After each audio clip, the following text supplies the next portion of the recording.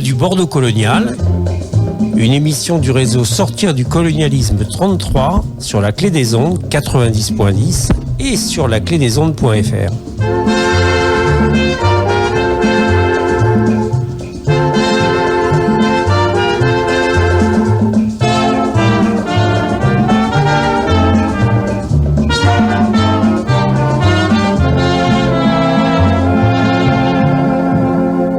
Nous allons aujourd'hui travailler sur la réflexion autour du rhum Negrita et l'histoire du rhum à Bordeaux. Alors pour continuer notre tour des apéritifs coloniaux, nous terminons sur l'alcool le plus emblématique du commerce maritime, le rhum. Et Bordeaux, par sa place privilégiée dans le commerce au long cours, et notamment ses liens avec les Antilles, est la capitale du rhum de la métropole française. En effet, à Bordeaux, on reçoit le sucre, le raffine et le réexpédie. Il y a en 1840 35 raffineries de sucre dans la ville. Il est intéressant de remarquer que l'histoire de la consommation du rhum est en lien avec les grands événements coloniaux, mais aussi des coloniaux du XIXe siècle. En effet, le rhum est connu aux Antilles dès le XVIIe siècle. Il est issu du jus, je mets ça entre guillemets, vesou, c'est-à-dire le jus de la canne à sucre lorsqu'elle est broyée, et qui permet de produire du sucre de canne et le rhum. Or, suite à la révolution haïtienne qui se déroule en 1791 jusqu'en 1804, et de ce fait la fondation de la première république dite noire de l'histoire, il y a une chute importante de l'exportation du sucre de canne, et donc une baisse de la vente et de la consommation du rhum. Le XIXe siècle est le siècle du libéralisme et du capitalisme mondial naissant. En 1854, la France prend des mesures de libéralisme économique et supprime les droits de douane sur les alcools étrangers et coloniaux. De ce fait, la consommation de rhum explose au XIXe siècle. Des grandes entreprises s'installent dans les ports coloniaux français, Le Havre, Marseille et bien sûr Bordeaux. Il est important de remarquer que Bordeaux est le premier port français de réception du rhum des Caraïbes.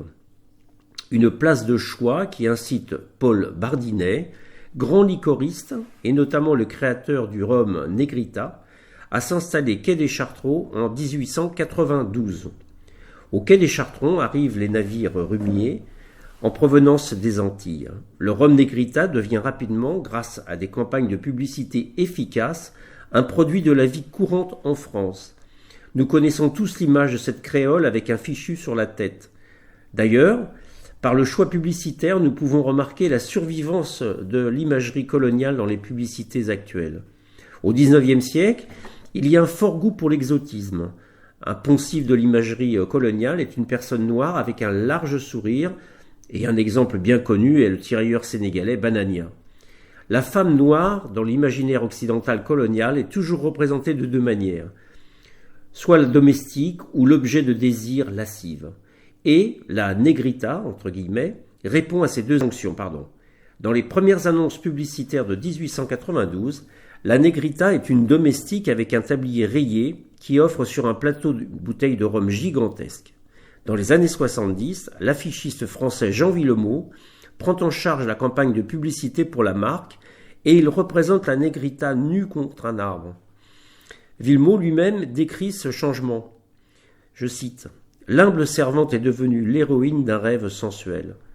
Negrita, antillaise, est toujours représentée avec des bijoux et un tissu rayé.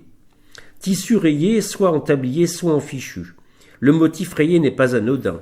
En effet, les Antillais furent toujours représentés avec un caleçon rayé, signe de leur domesticité et de leur condition d'esclaves, puis de domestiques perpétuels. Ces images publicitaires sont importantes. Le rhum Negrita est vendu à des milliers d'exemplaires et de ce fait participe au renforcement de l'imaginaire colonial dans les consciences des Français.